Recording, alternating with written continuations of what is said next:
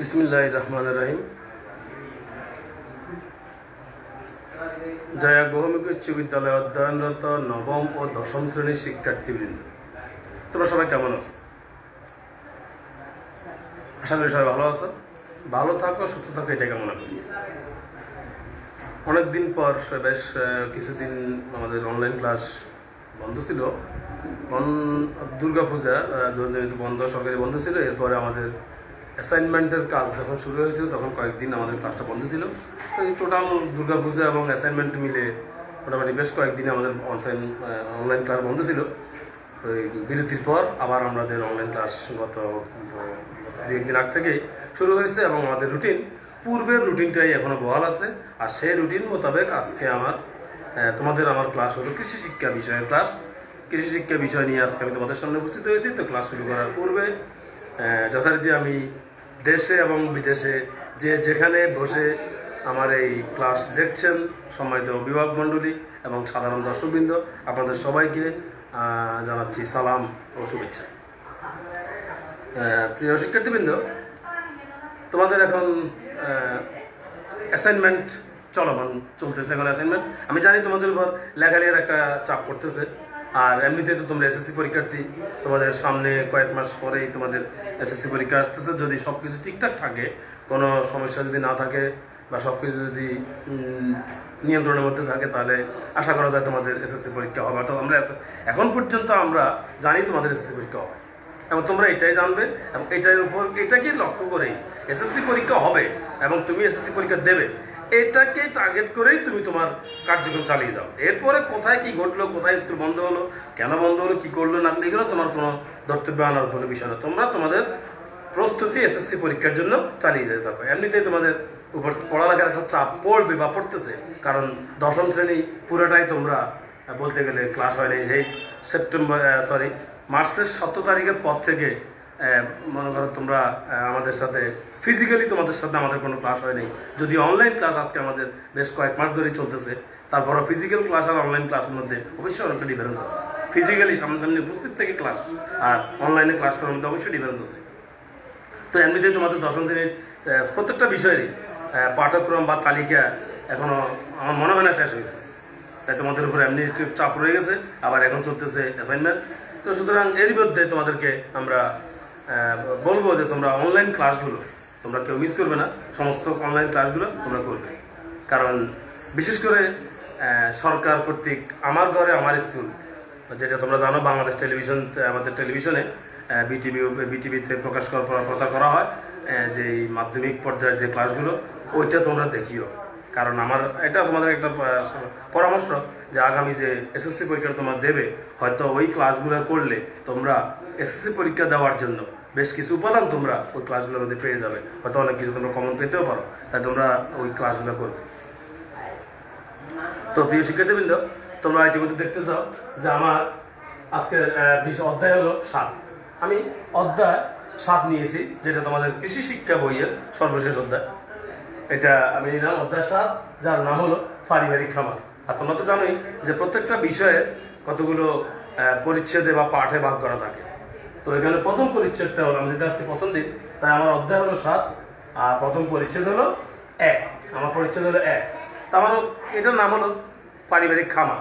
পারিবারিক খামার থেকে আমি শব্দ নিই খামার। খামার শব্দটা দেখো,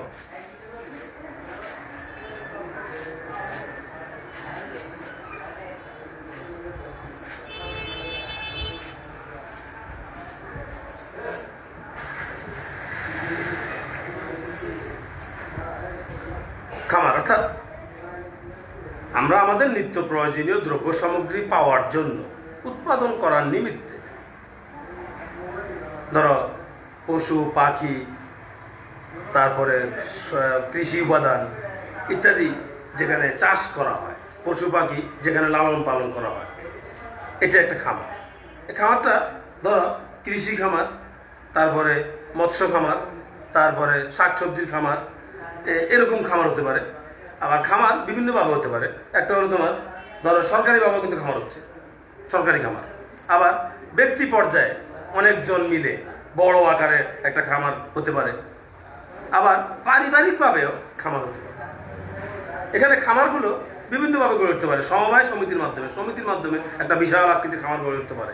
আবার সরকারিভাবে খামার হচ্ছে এবং ব্যক্তিগতভাবে নিজেরা খামার করতে পারে। তা আমাদের আজকের যে পার্টটা আছে এটা হলো পারিবারিক খামার, অর্থাৎ আমাদের অতি ক্ষুদ্র একটা খামার, অর্থাৎ বাণিজ্যিকভাবে যে কৃষি খামারটা হয় আর কি, বাণিজ্যিকভাবে যে কৃষি খামারটা হয় ওটা কিন্তু আকারে অনেক বড় হয়। ওটা করার জন্য মানুষের বেশি প্রয়োজন, মূলধনের বেশি প্রয়োজন, অনেক মানে অনেক পরিশ্রম, অনেক কিছু বড়, মানে বাণিজ্যিক খামারটা বড় আকারে হতে পারে। আর একটা হলো যেটা এই পারিবারিক যে খামারটা, এটা আকারে ছোট এবং এটা করার জন্য মূলধনের প্রয়োজন কম, বিশেষ মূলধন লাগে কম, তারপর মানুষ কম হলে চলে, এবং পুঁজি, যেটাকে যে কোনো একটা কাজ বলো, ব্যবসা বলো, খামারি করার জন্য কিছু টাকা ব্যয় করতে হয়। তো পারিবারিকভাবে যে খামারটা করার জন্য এটার ব্যয়ের পরিমাণটা কম, মানে প্রথম অবস্থায় অল্প টাকা দিয়ে এই কাজটা করা যায়। পারিবারিক যে খামারটা, এটার মূল যে লক্ষ্য থাকে বেশি ক্ষেত্রে সেটা হলো নিজের পরিবারের প্রয়োজনটা মেটানো। এর কতগুলা ভালো দিক আছে। নিজের পরিবারের ভরণ পোষণ করার পরেও কিছু যদি অতিরিক্ত থেকে থাকে তাহলে ওটাকে বাজারে বা বিক্রি করলে বাড়তি কিছু আয় হয়ে থাকে। অর্থাৎ পারিবারিক খামারটা মূল টার্গেট, প্রথম টার্গেটটা হলো নিজের পরিবারের খাদ্যের চাহিদা মেটানো। নিজের পরিবারের খাদ্যের চাহিদা মেটানোর পর এরপরে তোমার যদি বাড়তি থাকে তাহলে সেটা বিক্রি করে বাড়তি কিছু টাকা আয় করা যায়। পারিবারিক খামার করাটা খুবই সহজ, এটা মূলধনটা কম লাগে। তুমি নিজ পারিবারিক খামারটা ধরো একটা বাড়ি, তোমার প্রত্যেকটা বাড়ির, আমাদের একটা বাড়ির আশেপাশে চতুর্দিকে বাড়ির চারপাশে যে ধরো এখানে একটা ঘর, তোমার এর আশেপাশে যে জায়গাগুলো থাকে এই পারিবারিক খামারের জন্য, যেমন বলতে আমাদের সময় আমরা যেটাকে হগার বলি, আমার নোয়াখালী ভাষায়, তোমার ঘরের পেছনে খালি একটা জায়গা আছে, তোমার ঘরের পেছনে একটা খালি জায়গা আছে, যেটাতে হয়তো কোনো গাছপালা লাগানো যাবে না বা গাছপালা লাগানোর মতো পরিবেশ নেই। তুমি ইচ্ছা করলে সেখানে সামান্য কিছু টাকা ব্যয় করে সামান্য ছোট্ট অল্প পরিসরে তুমি একটা মুরগির খামার করতে পারো। সামান্য কয়টা মুরগি, তুমি যদি 10টা মুরগির বাচ্চা ক্রয় করে পালন শুরু করো, বোঝা গেল হতে পারে তোমার 2-4টা বাচ্চা মারা যেতে পারে, কিন্তু তোমার 10টা থেকে যদি 4টাও টিকে যায় তাহলে ওই 4টা থেকেই তুমি মাংস এবং ডিম পাইতেছো। অর্থাৎ এভাবে। আবার তোমার বাড়ির কাছাকাছি স্থানে যদি অনেক পতিত জমি, যেগুলো আসলে কোনো কাজ লাগে না, এমনি প্রচুর অল্প, মানে জমির পরিমাপ হিসাবে ওইটা কোনো কাজেই না, এমনি পড়ে দিচ্ছে খালি, তুমি ইচ্ছে করলে এরকম একটা জায়গায়, এখন শীতকাল, এখন যে শীতকালটা এখন মনে করো সবজি উৎপন্নের সময়, তুমি মূলা শাক, তারপর লাল শাক, পালং শাক, এগুলো তুমি সেখানে রোপণ করতে পারো। তোমরা জানো যে বাজারে বর্তমানে যে শাক সবজির মূল্য কি পরিমাণ। তুমি যদি নিজে একটা ছোট্ট একটা জায়গাকে খামারের মতো করে, তুমি একটা জমি, তোমার বাড়ির আশেপাশে নিজস্ব একটা জায়গা আছে, অথবা তোমার নিজের নেই, তোমার বাড়ির বা বাড়ির আশেপাশে অন্য কারো একটা পতিত জমি পড়ে আছে, তুমি প্রস্তাব দিতে পারো যে আপনার এটা তো এমনি পড়ে আছে, এটা আমাকে দেন, আমি এটা করি। তো ওনাকে কিছু দিলে তুমি এটাকে লিজ দিতে পারো, বন্ধক দিতে পারো, যেটাকে বলছে এভাবে নেওয়া। অর্থাৎ তুমি এভাবেই একটা ছোট্টখাটো খামার নিজে নিজে করতে পারো। তো এখানে দেখো আমাদের পারিবারিক খামারে এটা গুরুত্ব, পারিবারিক খামারটার যে গুরুত্ব কেন, প্রথমত গুরুত্বপূর্ণ কাজ হলো আসলে আমরা সরকারের দিকে তাকিয়ে থাকলে, কারণ সরকারের পক্ষে একার পক্ষে সম্ভব না তোমার পুরা মানে একটা দেশের যতজন জনগণ বাস করে, যতজন মানুষ, প্রত্যেকেরই সরকারের পক্ষে সরকারিভাবে চাকরি দেওয়া সরকারের পক্ষে সম্ভব না, এটা হয় না। এটা তোমাদেরকে নিজেকে আত্মকর্মসংস্থান, মানে অর্থাৎ নিজের কাজ, নিজের ভরণ পোষণের ব্যবস্থা তুমি নিজে করতে চাচ্ছ কাজ, কিন্তু সেটা চুরি করার চেয়ে কাজ করে ইনকাম করাটা অনেক গুণে ভালো।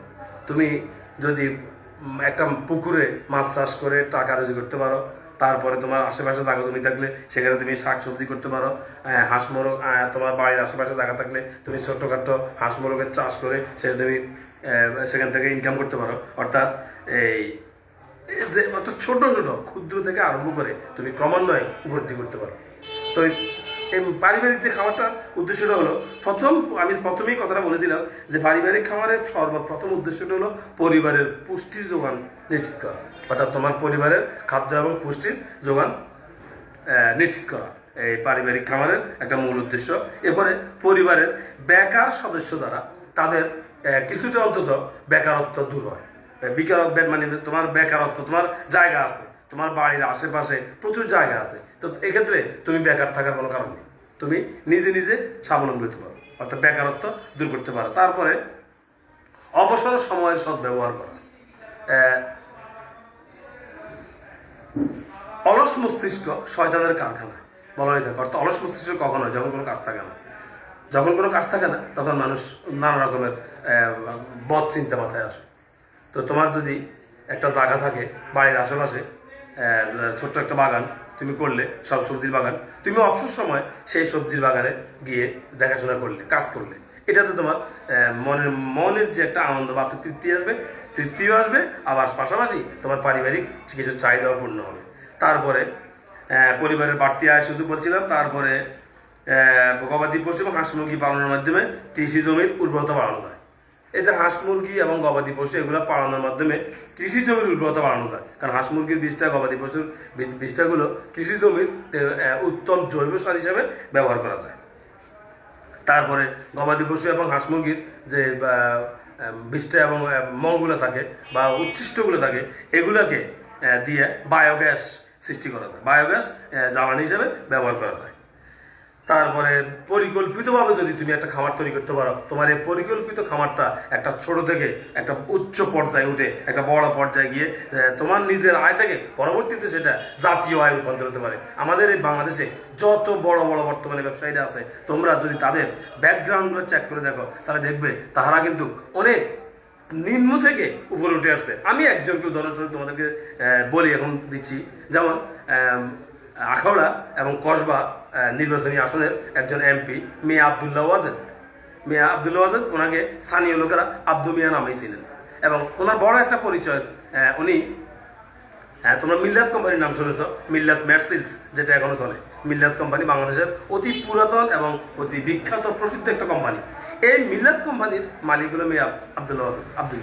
তিনি একটা সময় ছিল যখন তিনি ওনার যে ম্যারসিলস যে চকলেটটা বা ট্যাবলেটের মতো কাশির ট্যাবলেট হিসেবে ব্যবহার করা হয়, এই ম্যারসিলসটা যখন উনি প্রাথমিক অবস্থায় উনি নিজে বানাইয়া ট্রেনে করে আখাউড়া থেকে কসবা থেকে কুমিল্লা এবং আখাউড়ার মধ্যবর্তী সময়ের দূরত্বে উনি এই ট্রেনে করে এই ওনার হাতের তৈরি এই প্রিপারমেন্ট চকলেটটা নিজে বিক্রি করতেন, যেটাকে আমরা বলে থাকি ফেরিওয়া। সেই মেয়ে আবদুল্লাহ ওয়াজেদ বর্তমানে শুধু ওনার দুর্ভাগ্যজনকভাবে সত্য যে উনি কিন্তু পড়ালেখা খুব একটা বেশি নয়, কিন্তু একমাত্র একনিষ্ঠতা এবং ধৈর্য এবং চেষ্টা পরিশ্রমের কারণে তিনি এখন ওনাকে পত্রিকা পড়ে, ইংরেজি পত্রিকা পড়ে অনুবাদ করে দেওয়ার জন্য যাকে নিয়োগ দিছে তার বেতনেই উনি মাসে দেন 30,000 টাকা। অথচ তিনি নিজে একসময় ট্রেনে করে করে লজেন্স অর্থাৎ ওনার প্রিফারমেন্ট চকলেটগুলো তিনি বিক্রি করতেন। তো এভাবেই ছোট্ট একটা কাজ থেকে এটা বড় আকার ধারণ করতে পারে। একইভাবে এরকম আরো অনেক আছে, বাংলাদেশে বিখ্যাত অনেক ব্যক্তি আছে যারা অনেক ক্ষুদ্র থেকে উপরে উঠে গেছে, অনেক পারিবারিক খামার থেকে নিম্ন চলে গেছে। ঠিক তেমনি তোমরাও চেষ্টা করতে পারবে তোমাদের কোনো কাজকে ছোট না মনে করে তোমার বাড়ির আশেপাশে যদি পতিত কোনো জমি, পতিত কোনো পুকুর, যেটাকে আমরা খাল বলি বা গড় বলি, এরকম কোনো কিছু যদি থাকে, তাহলে সেটাকে, অর্থাৎ যদি তোমার আয়ের অন্য কোনো উপায় না থাকে, তোমার হাতে প্রচুর সময় আছে, তুমি ওই সময়টা ওখানে ব্যয় করে তোমার পরিবারের কিছুটা অন্তত সচ্ছলতা আনতে পারো। তো পারিবারিক কৃষি খামারের গুরুত্ব তোমরা দেখলে। এবার পারিবারিক খামারে শাকসবজি, এখানে একটা অংশ আছে পারিবারিক খামারে শাকসবজি খামার। যেটা শাকসবজি খামার সেটা হলো তুমি তোমার পরিবারের, আমি আগে বলছি এখানে বাড়ির আশেপাশে খালি জায়গা, উঁচু বিটা, মাঝারি নিচু জমি, অর্থাৎ তোমার এখানে বাড়ির আশেপাশে যদি এরকম পতিত, আমি আগে বলছি যদি কোনো অংশ কারো তোমার নিজের না অন্যের আছে, তোমার বাড়িরই কারো আছে বললে তুমি বলে আলোচনা করে নিতে পারো। এবারে অভিজ্ঞ কৃষিকাজ সম্পর্কে অভিজ্ঞ, অথবা তুমি ইউনিয়ন পর্যায়ে, ইউনিয়ন, থানা এবং উপজেলা পর্যায়ে সরকারি কৃষি কর্মকর্তা আছে, ওনাদের সাথে পরামর্শ করে তুমি তোমার ওই ক্ষুদ্র জায়গায়, ক্ষুদ্র স্থানে তুমি একটা খামার গড়ে তুলতে পারো। তো তোমাকে ছোট থেকেই শুরু করে উপলব্ধি করতে হবে। এভাবে তুমি সারা বছরই তোমার ওই খামারে, তোমার যে কৃষির যে খামার, জমির যে খামারটা করবে, ওইটা তুমি সারা বছরই তুমি শাক সবজি পেতে পারো। এবার পারিবারিক পোলট্রি খামার, পোলট্রি তোমরা জানো আমরা বাজারে যেই ব্রয়লার যে মুরগিগুলো কিনি সেই মুরগির খামার। তো এখানে তুমি পোলট্রি খামার বলতে এখানে গৃহপালিত পাখি, গৃহপালিত পাখির মধ্যে আছে হাঁস, মুরগি, তারপরে কবুতর, কোয়েল। তোমরা জানো কোয়েল পাখি অত্যন্ত মানে আমাদের দেহের জন্য বা স্বাস্থ্যের জন্য খুবই অত্যন্ত উপকারী একটা পাখি। এই কোয়েল পাখি এদের তোমরা যে কোনো একটা চাষ করতে পারো, এদের একটা খামার গড়ে তুলতে পারো। তবে সবচেয়ে বিখ্যাত হলো মুরগির খামার তুমি গড়ে তুলতে পারো। এবং এই বিষয়ে তোমাকে তুমি প্রথমত অবস্থায় 5 থেকে 10টা বা 15টা মুরগি নিয়ে ব্যবসা শুরু করবে, তোমার কাজ শুরু করবে। এই প্রথম অবস্থায় তোমাকে একটা জিনিস খেয়াল করবে, যে কোনো খামার গড়ে তোলার জন্য পারিবারিক খামার, এই বিশেষ করে পারিবারিক খামার গড়ে তোলার জন্য প্রথমেই তুমি বাণিজ্যিক চিন্তা মাথা নেবে না, বা অর্থাৎ তোমার পারিবারিক খামারের কিন্তু বাণিজ্যিক চিন্তা মাথা থাকবে না। পারিবারিক খামার গঠনের একটা মূল টার্গেট থাকবে এটা, যে আমি আমার পরিবারের চাহিদা পূর্ণ করব এবং আমার যে বেকারত্ব আছে অন্তত আমি বেকারত্ব থেকে মুক্তি পাওয়ার জন্য অবসর সময়টা কাটাবো, এরকম একটা ইয়ে নেবে। প্রথম তুমি এটাকে শখের বসেই কাজটা করতে পারো। একটা পর্যায়ে আসবে তখন দেখবে তোমার এটা অটোমেটিক্যালি বাণিজ্যিক পর্যায়ে পৌঁছে যাবে। কিন্তু স্টার্টিংয়ে তুমি বাণিজ্যিক পর্যায়ে না নিয়ে তুমি 10 থেকে 12টা বা 15টা মুরগি বা কবুতর নিয়ে তুমি সেটা নিয়ে তুমি তোমার খামার করতে পারো। কিছুদিন পরে তুমি দেখবে তোমার এই খামার থেকে ডিম আসবে, তারপরে মুরগির বাচ্চা আসবে, আবার বাচ্চা থেকে বাচ্চা বড় হবে। তো তুমি এখানে দেখা যাবে বেশ কিছু মোরগ, তোমার পক্ষে এতগুলো মোরগ তুমি আর একা খাওয়া সম্ভব না, তুমি অটোমেটিক সেটা মোরগ বিক্রি করবে, বা প্রথমে নিকটবর্তী কারো কাছে আরও যখন পরিমাণে বেশি হবে তখন বাজারে যারা মুরগি বিক্রি করবে তাদের কাছে। এভাবে তোমার এটা ক্রমান্বয়ে বাড়তে থাকবে। ডিম তুমি নিজেও খেলে, আবার তোমার পরিবারের নিয়মিত পুষ্টির যে চাহিদা সেটাও মিটলো, পাশাপাশি তুমি অতিরিক্ত বাড়তি যেটা সেটা ক্রমান্বয়ে বিক্রি করবে। কিন্তু তুমি খামারটা গড়া করে তোলার সময় প্রথম অবস্থাতেই তুমি কিন্তু কিছুতে এটা ভাববে না যে আমি বাণিজ্যিক পর্যায়ে নেবো, কারণ তুমি কিন্তু বাণিজ্যিক পর্যায়ে খামার করো নাই, তুমি করছো পারিবারিক পর্যায়ের খামার। পারিবারিক পর্যায়ের এই খামারটাই একটা সময় তোমার চেষ্টা এবং পরিশ্রমের কারণে হয়তো সামনের দিকে তুমি বাণিজ্যিক পর্যায়ে নিয়ে ক্রমান্বয়ে তুমি বড় দিয়ে যেতে পারবে।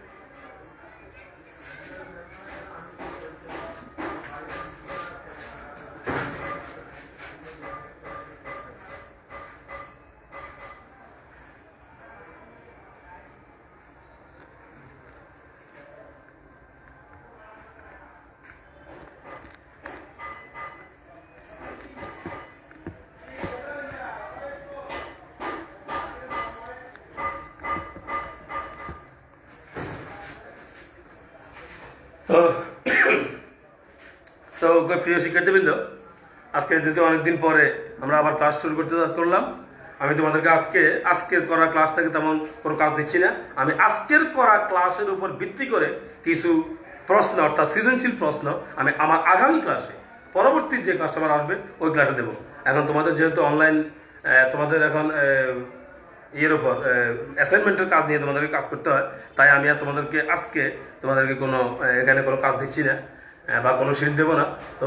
তবে আজকের যে ক্লাসটা আমি করলাম, আমি যে পার্টটা নিলাম যেটা হলো পারিবারিক খামার থেকে, পারিবারিক খামারের মধ্যে পোলট্রি খামার এবং শাকসবজি খামার। অর্থাৎ পারিবারিক খামারে একটা হলো শাকসবজি খামার, আর একটা হলো পোলট্রি খামার।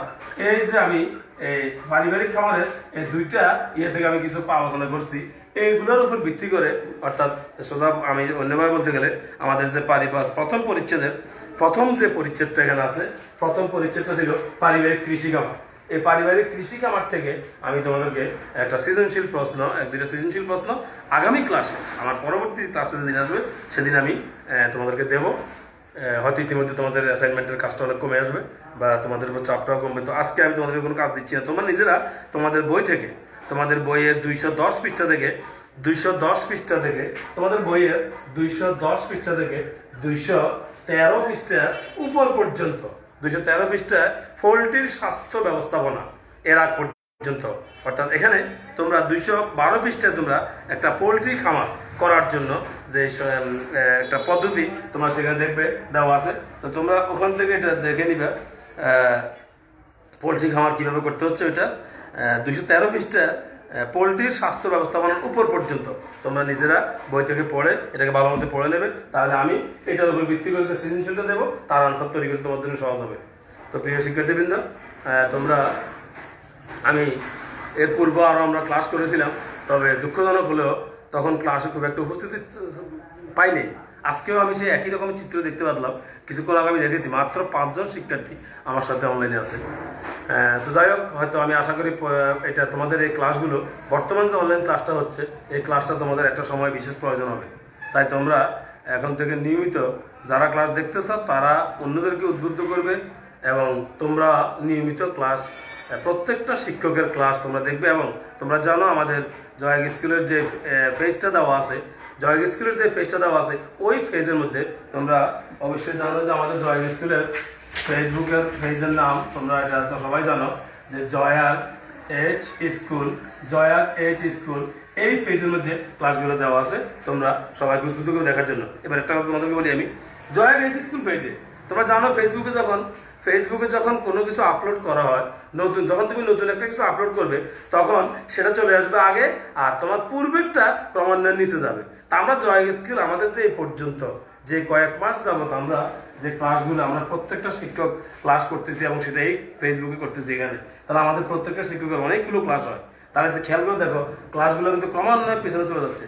এখন ধরো তোমাদের যদি একটা ক্লাসের প্রয়োজন হয়, যে কোনো একজন শিক্ষকের একটা ক্লাসের গণিত হতে পারে, গণিত বা বিজ্ঞান বা ফিজিক্স, কেমিস্ট্রি বা যে কোনো একটা ক্লাস, যে কোনো একজন শিক্ষকের দেখা যায় তোমাকে পুরোটা ফেসবুক ঘাঁটতে হবে। মানে ওই শিক্ষকের ওই বিষয়ের ক্লাসটা পাওয়ার জন্য তোমাকে ফেসবুকে যেতে হবে। যারা এমবি ব্যবহার করবে বা ডাটা দিয়ে করবে, দেখা যাবে তারা ফেসবুকে সার্চ করতেছে, নিচের দিকে নামতেছে, আর পর দেখালি ঘুরতেই আছে নেটওয়ার্কের দুর্বলতার কারণে। কারণ ওয়াইফাই তো আর সকলের কাছে নেই, বা সম্ভব না, ওয়াইফাই থাকলে কি হবে, যে কারণ না থাকে। তো তাহলে তোমরা এখানে তোমাদের সুবিধার্থে, অথবা তোমাদের সুবিধার্থে এবং সরকারি নির্দেশ বাস্তবায়নের জন্য, কারণ সরকার শুধুমাত্র ফেসবুক নয়, সরকার আরও একটা নির্দেশ দিয়েছিলেন, সেটা হলো প্রত্যেকটা প্রত্যেকটা বিদ্যালয়ের নামে ইউটিউব একটা চ্যানেল খুলতে হবে। ইউটিউব চ্যানেল, তোমরা জানো ইউটিউব সম্পর্কে তোমার ধারণা আছে। ইউটিউবে প্রত্যেকটা বিদ্যালয়কে সরকার নির্দেশ দিয়েছেন, এবং শিক্ষকেরা যেই অনলাইন ক্লাসগুলো করবে, বলা হয়েছে শিক্ষকেরা ওনাদের প্রত্যেকটা ক্লাস এ পর্যন্ত যতগুলো ক্লাস করেছেন সেগুলো প্লাস আগামীতে আরো যা করবেন সবগুলো ক্লাস ইউটিউবে দিতে হবে। তারই ধারাবাহিকতায় জয়াগ ML হাই স্কুল নামে একটা ইউটিউব চ্যানেল অলরেডি খুলেছে, এবং তোমরা ওই ইউটিউবের চ্যানেল, যেটা জয়াগ স্কুলের চ্যানেল, এটার যে লিঙ্ক, এই লিঙ্কটা তোমরা পেয়ে যাবে। তোমাদেরকে আমাদের যে পেজ আছে, আমাদের যে গ্রুপ আছে ফেসবুকের গ্রুপ, ওই গ্রুপেও এটার লিঙ্কটা দেওয়া আছে। আবার আমাদের যে ফেসবুক আছে, ওই ফেসবুকেও এটার লিঙ্ক দেওয়া আছে। তোমরা যে কোনো এক জায়গা থেকে লিঙ্কটা গ্রহণ করে লিঙ্কে ঢুকে তোমরা সরাসরি জয়াগ স্কুলের ইউটিউব চ্যানেলে ঢুকতে পারবে। এখানে ঢুকতে তোমার সুবিধা হবে, যে শিক্ষকের ক্লাস প্রয়োজন এটা খোঁজার জন্য তোমাকে আর দীর্ঘ সময় অপেক্ষা করতে হবে না, কারণ ওখানে সিরিয়ালে ক্লাসগুলো আছে, শিক্ষকের নাম সহ, টিচারদের নাম সহ ওখানে ক্লাসগুলো দেওয়া আছে। তাই আমাদের যতদিন ক্লাস হয়েছে এবং আগামীতে আরো যতগুলো ক্লাস হবে, প্রত্যেকটা ক্লাস তোমরা ইউটিউবের চ্যানেলে গেলেও পেয়ে যাবে।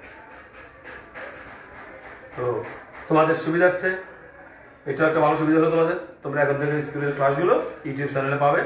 আর জয়াগ স্কুলের পেজে তো এটা অটোমেটিক হইতেই আছে।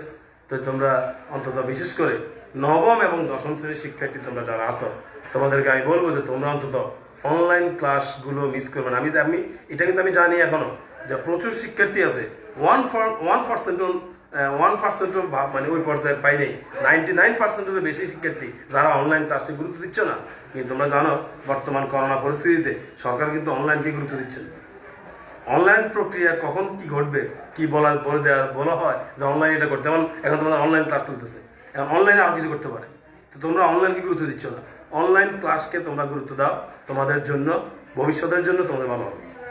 কারণ এখন ডিজিটাল যুগ, আর ডিজিটাল যুগ এবং যে রোগটা চলতে তোমরা জানো যে করোনা অত্যন্ত মানে মহামারী একটা রোগ।